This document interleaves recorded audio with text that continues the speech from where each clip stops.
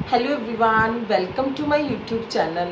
आज इस वीडियो में हम बात करने वाले हैं अल्सरेटिव कोलाइटिस के बारे में और इसके होम्योपैथिक ट्रीटमेंट के बारे में। ये एक तरह का इन्फ्लेमेटरी बाउल डिजीज़ है जिसमें पेशेंट को एक्सटेंसिव पेन होता है, डायरिया जैसी कंडीशंस आती हैं और भी बहुत सारे सिम्टम्स आते हैं।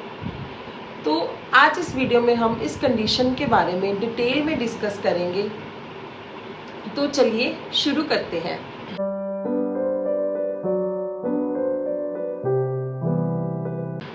हाय एवरीवन, मैं डॉक्टर ऋचा शर्मा आप सभी का बहुत बहुत स्वागत करती हूँ अपने यूट्यूब चैनल पर। अगर आपने अभी तक मेरे चैनल को सब्सक्राइब नहीं किया है तो ज़रूर सब्सक्राइब करें और नीचे दिए गए बेल आइकन को ज़रूर प्रेस करें ताकि आगे मैं जो भी वीडियोस डालूँ उनका नोटिफिकेशन आपको आता रहे। अब बात करते हैं कोलाइटिस क्या है, अल्सरेटिव कोलाइटिस क्या होता है। अल्सरेटिव कोलाइटिस बेसिकली एक इन्फ्लेमेटरी बाउल डिजीज़ है, यानी हमारी आंतों में सूजन की बीमारी है। इस कंडीशन के अंदर हमारी बड़ी आंत यानी लार्ज इंटेस्टाइन के अंदर अल्सर्स हो जाते हैं, यानी छाले पड़ने लग जाते हैं। आप समझ सकते हैं जब पेशेंट को मुंह में छाले होते हैं तो कितनी तकलीफ होती है। इसी तरह अगर बड़ी आंत यानी कि लार्ज इंटेस्टाइन में छाले होने लग जाए, अल्सर होने लग जाए, तो आपका जो स्टूल है वो बेसिकली स्मॉल इंटेस्टाइन से लार्ज इंटेस्टाइन के रास्ते ही बाहर आता है, बाहर की तरफ आता है। अगर पूरे रास्ते में कहीं पर भी अल्सरेशन होने लग जाए तो आपको उसी तरह की तकलीफ महसूस होगी जैसे मुंह के छाले में होती है, बल्कि उससे ज़्यादा ही हो सकती है। तो इस कंडीशन को अल्सरेटिव कोलाइटिस कहते हैं। इसमें पेरिस्टाल्टिक मूवमेंट नहीं होती, इंटेस्टाइन में ड्राइनेस होती है, पानी की कमी होती है। अब बात करते हैं सिम्टम्स की कि कौन कौन से सिम्टम्स देखने को मिल सकते हैं अल्सरेटिव कोलाइटिस के पेशेंट्स में। तो सबसे पहले है पेन। पेशेंट के पेट के अंदर ज़बरदस्त पेन होगा और ये बर्दाश्त से बाहर होगा। इसके साथ पेशेंट को जलन हो सकती है, पेट के अंदर ऐसा लगेगा जैसे आग जल रही है। इसके साथ पेशेंट को जो दर्द होगा वो बहुत एक्सटेंसिव होगा, ऐसा लग सकता है कि किसी ने छुरी मार दी हो। तो कुछ अंदर की तरफ से अजीब सा हो रहा है और बार बार पेशेंट को मोशन जाने की इच्छा होने लग जाएगी। अब ये जो इच्छा होती है ये इसलिए होती है जैसे वहाँ से हल्का हल्का सा कुछ मोशन पास हो जाए तो वो जो उस एरिया में अल्सरेशन के ऊपर जो वो लेयर है हट जाए तो पेशेंट को आराम मिल जाए। तो ये एक बॉडी का रिफ्लेक्स है, इसी वजह से बार बार अर्जिंग होती है।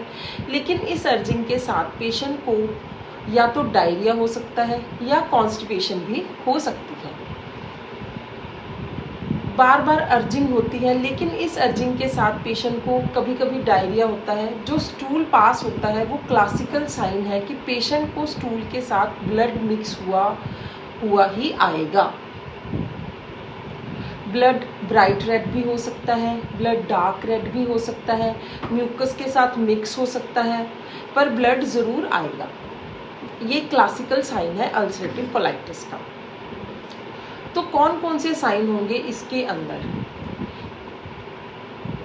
एक तो यानी कि मरोड़ यानी टेनिस्मस के साथ साथ एब्डोमिनल पेन होगा, क्रैम्प हो सकते हैं, कोलिक की पेन हो सकता है। अल्सरेशन जो आपके इंटेस्टाइन में है वो आपको इन्वेस्टिगेशन में पता चल जाएगी। पेशेंट को यहाँ पर अर्जिंग फॉर स्टूल हो सकती है, और स्टूल के साथ जो स्टूल आएगा उसके साथ ब्लड मिक्स होकर आएगा या फिर म्यूकस आएगा। तो ये सारे सिम्टम्स हैं अल्सरेटिव कोलाइटिस के जो मोस्टली देखे जाते हैं। अब बात करते हैं अल्सरेटिव कोलाइटिस के टाइप्स की। जो अल्सरेटिव कोलाइटिस है वो कई तरह का होता है, यानी कि इसके डिफरेंट टाइप्स होते हैं बेस्ड ऑन की कौन कौन सी लोकेशन पर अल्सरेशन है।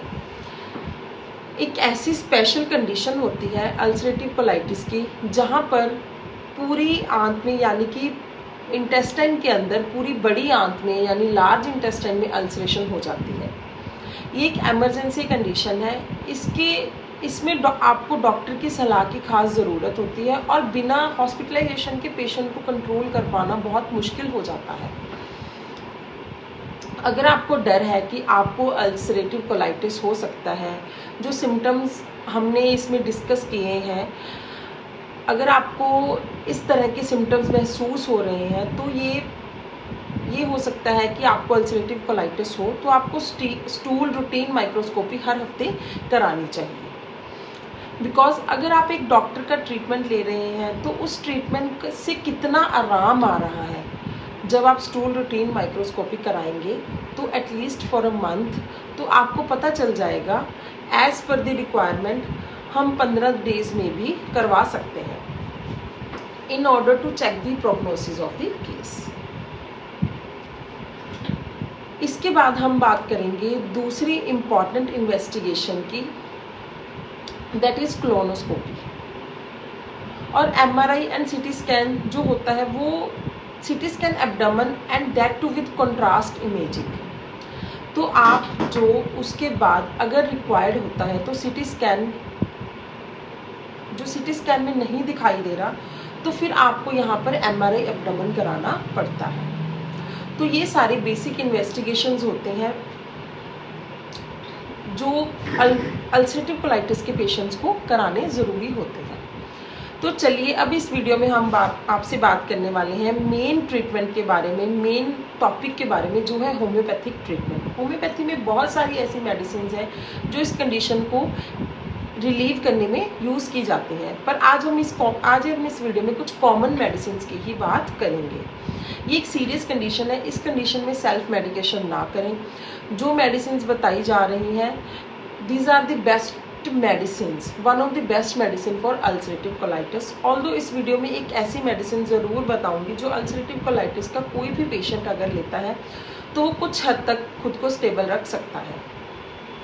सबसे पहली जो मेडिसिन है वो है मर्कोर। मर्कोर ऐसे पेशेंट्स में यूज़ की जाती है जिसमें सीरियस अल्सरेशन हो गई है, इंटेस्टाइन के अंदर यानी कि आंतों के अंदर ब्लीडिंग शुरू हो गई है, उसके जो स्टूल है उसमें ब्लड आ रहा है, बहुत ज़्यादा एक्सटेंसिव ब्लड नहीं आ रहा, थोड़ा थोड़ा सा ब्लड आ रहा है, रेड ब्लड है, ड्रॉप्स की फॉर्म में आ रहा है या मिक्स्ड होकर आ रहा है, लेकिन बहुत ज़बरदस्त दर्द है, टेनिसमस है, मरोड़ है।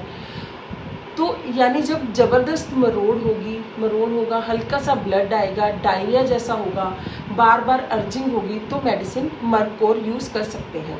ये बहुत ही इफ़ेक्टिव मेडिसिन है। नेक्स्ट जो बहुत इंपॉर्टेंट मेडिसिन है वो है काली काव। जब पेशेंट्स को बहुत लार्ज क्वांटिटी में ब्लड आने लग जाए अल्सरेटिव कोलाइटिस के केस में, पेशेंट को डायरिया ना होकर कॉन्स्टिपेशन हो जाए और स्टूल से पहले भी दर्द हो, ज़बरदस्त कटिंग जैसा दर्द हो, ऐसे लगे कि जैसे किसी ने छुरी से मारा हो, ऐसा महसूस हो। नेक्स्ट जो मेडिसिन है जो यूज़ की जाती है वो है acid nitricum. Acid nitricum one of the highest rated medicine after the merc cor for ulcerative colitis. जब जलन होगी, ब्लड आएगा बहुत ज़्यादा क्वांटिटी में, ज़बरदस्त जलन होगी, जलन बर्दाश्त नहीं होगी, बर्दाश्त से बाहर दर्द होगा, आपके एनल एरिया के आसपास फिशर होने लग जाएंगे, ड्राई फिशर्स हो जाएंगे, क्रैक्स पड़ने लग जाएंगे, तकलीफ होगी, तब नाइट्रिक एसिड बहुत ही इफ़ेक्टिव मेडिसिन है। उसके बाद जो इम्पॉर्टेंट मेडिसिन है वो है कैंथेरिस। जब पेशेंट को बहुत ज़्यादा जलन होने लग जाए, आपको स्टूल यानी एनल एरिया में, रेक्टल एरिया में बहुत ज़्यादा जलन हो, बर्दाश्त से बाहर हो, डायरिया जैसा आपको लगे, अर्जिंग हो स्टूल की, पर स्टूल फिर भी ना आए, और जब आए तो उसके साथ में म्यूकस आए, गाढ़ा गाढ़ा सा, तो बहुत थोड़ा सा ब्लड मिक्स होकर आए, तो कैंथेरिस बहुत ही इफ़ेक्टिव मेडिसिन है। नेक्स्ट जो मेडिसिन है वो है aegle folia. It is the very good medicine for ulcerative colitis, for IBD यानी कि इन्फ्लामेटरी बाउल डिजीज़, क्योंकि ये बेल से बनी दवा है। ये आपके पेरिस्टाल्टिक मूवमेंट को इम्प्रूव करती है, धीरे धीरे करके डाइजेशन को इम्प्रूव करती है, जो म्यूकस प्रोडक्शन होता है उसे कंट्रोल करती है और हीलिंग में मदद करती है। इसलिए जो एग्लेफोलिया है, it is the one of the best medicine जो कि आप सेफली अपने घर में यूज़ कर सकते हैं। ये मेडिसिन आपके सिम्टम्स को रिलीव करने में आपकी थोड़ी मदद करेगी। इस मेडिसिन के बारे में डिटेल में जानने के लिए आप मेरी नेक्स्ट वीडियो देख सकते हैं, और अगर आपको ये वीडियो पसंद आई हो, इन्फॉर्मेटिव लगी हो, तो वीडियो को लाइक करें और अपनी फैमिली और फ्रेंड्स के साथ ज़रूर शेयर करें और चैनल को सब्सक्राइब करें। अगर कोई भी क्वेरीज हो या क्वेश्चंस हो तो कमेंट्स में पूछ सकते हैं। So friends, wishing you all a healthy life and happy learning. Stay tuned for my next video.